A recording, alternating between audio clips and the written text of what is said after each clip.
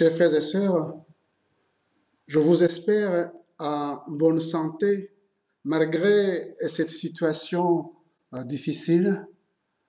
Je voulais simplement vous dire que je pense bien à vous, que je prie pour chacun d'entre vous. Même si physiquement nous sommes séparés, mais nous croyons que nous sommes unis par l'Esprit de Dieu qui est en nous. Et je voulais simplement vous adresser non seulement mes salutations fraternelles en Jésus-Christ, mais aussi, avant de commencer notre réunion de ce soir, vous donner une petite exhortation que nous tirons de la parole de Dieu, parce que c'est la parole de Dieu qui nous édifie, nous fortifie. Et je lisais dans l'épître de Paul aux Philippiens chapitre 4, verset 6, cette parole que nous connaissons tous, mais souvent nous ne prenons pas le temps de réfléchir, de méditer sur la parole de Dieu. Et l'apôtre Paul nous dit, ne vous inquiétez de rien, mais en toute chose, faites connaître à Dieu vos besoins par des prières, des supplications avec des actions de grâce. Et la paix de Dieu qui surpasse toute intelligence gardera vos cœurs et vos pensées en Jésus-Christ.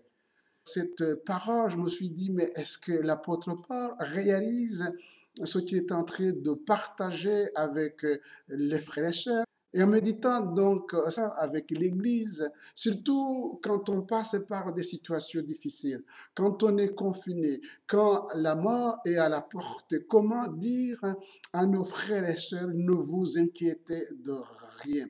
Et je me suis rendu compte effectivement que l'apôtre Paul ne fait que répéter ce que Jésus lui-même a dit dans Matthieu chapitre 6 concernant les inquiétudes.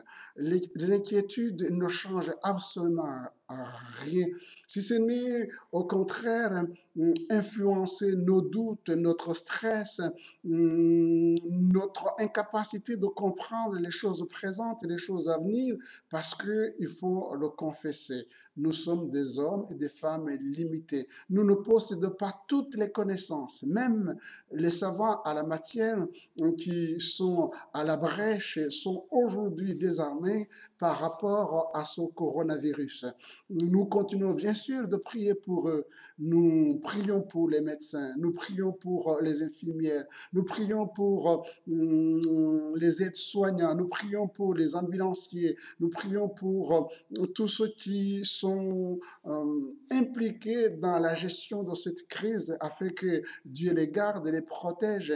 Et nous prions particulièrement pour que Dieu, dans sa grâce, puisse aider les uns et les autres à comprendre le message que Dieu veut nous accorder dans ces temps difficiles. Ne vous inquiétez de rien, c'est parce que nous avons placé notre confiance en Dieu seul qui bannit l'inquiétude par sa présence dans nos cœurs. Et il nous a donné un moyen. Le moyen le plus efficace, c'est la prière, c'est-à-dire s'adresser à notre Dieu, parce que nous avons fait la paix avec lui, parce que c'est notre Dieu, c'est notre Créateur, c'est notre ami. En Christ Jésus, Dieu a voulu nous réconcilier avec lui. Toutes les barrières sont tombées pour ceux qui l'ont reçu, ceux qui croient en lui, ceux qui sont devenus enfants de Dieu. Nous avons cette paix intérieure. C'est pourquoi l'apôtre Paul nous dit, ne vous inquiétez de rien, mais en toute chose, faites connaître vos besoins. Quels sont vos besoins pour le moment, dans ce moment de confinement? Eh bien, adressez-vous à Dieu. Il n'y a pas d'empêchement. Nous avons désormais en Christ un libre accès auprès du trône de la grâce. Nous pouvons ouvrir nos cœurs et dire à notre Dieu ce qui nous tracasse, ce qui nous fait peur. C'est pourquoi je vous encourage à prier, à intercéder.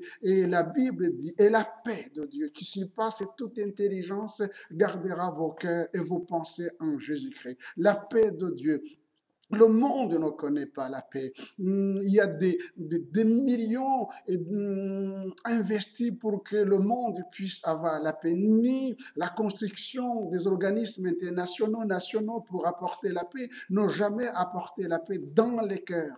Ils essaient tout simplement d'atténuer, de réconcilier les uns les autres. Les nations sur la planète est tout entière des guerres, mais personne n'a réussi à donner la paix dans le monde entier. Mais nous pouvons attester, confirmer que tous ceux qui ont Jésus-Christ dans leur vie, eh bien, ils ont la paix. Ils ont la paix parce que notre vie ne se base pas sur cette terre. Nous croyons que Jésus qui nous a dit, je vais vous préparer une place et je reviendrai, je vous prendrai afin que là où je suis, vous y soyez aussi. Chers frères et sœurs, notre Seigneur est à la porte et en attendant son retour, ayons la paix de Dieu. Mais cherchons aussi la paix du monde. Et comment chercher la paix du monde? N'ayons pas honte de celui qui nous a sauvés. Dans la simplicité et l'humilité, nous invitons les uns les autres à parler de Jésus, le Sauveur du monde, le Sœur qui est la source